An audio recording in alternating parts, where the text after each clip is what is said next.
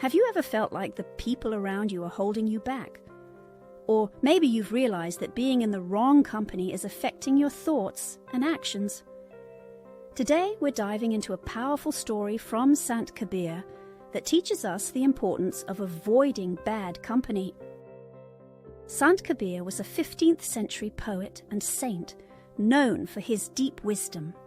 One day, a disciple came to him and said, "Master, I strive to live a good life, but I'm surrounded by people who lead me astray. How can I avoid their influence?" Kabir didn't give him a direct answer. Instead, he led the disciple to a riverbank where they saw a heap of dry clothes lying next to a washerman and a small pot of charcoal dust. Kabir asked the disciple to pick up some of the clothes and hold them near the charcoal dust. The disciple was hesitant but obeyed. As soon as he touched the charcoal, it smudged onto his hands and clothes. Kabir then asked the disciple to wash his hands in the river. Even after washing, faint black marks remained on his hands. Kabir said, "The charcoal didn't burn you, but its stain remains. Similarly, bad company won't destroy you immediately, but its influence will leave marks on your mind and heart. Even small time spent with people who engage in wrong actions can affect your character." This story teaches us that being in bad company is like being close to charcoal. It may not seem harmful right away, but it leaves its marks. And those stains can affect your life in subtle but powerful ways. But how does this wisdom apply to our modern lives?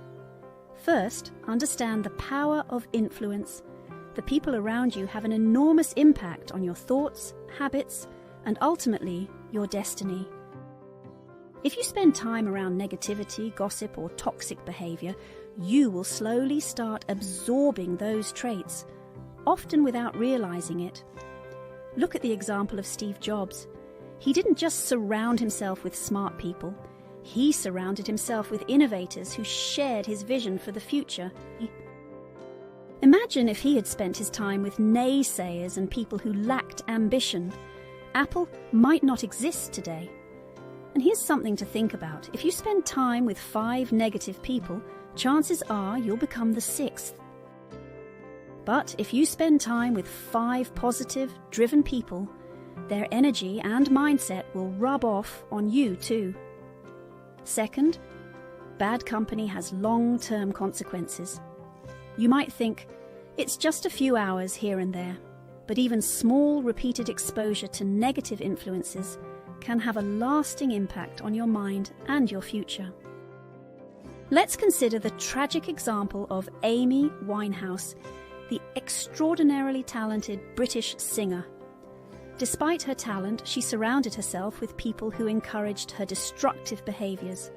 Instead of helping her rise, they contributed to her downfall. In our own lives, we might not see the effects right away, but over time, bad company can lead us astray. Whether it's in your career, relationships, or personal development, the wrong people will derail your progress. Finally, it's not just about avoiding bad company. You need to surround yourself with people who uplift and inspire you. Think about Warren Buffett, one of the world's most successful investors. He often speaks about how important it is to spend time with people who are better than you. So, how do you make sure you're surrounded by the right people? It starts with understanding your own values and goals.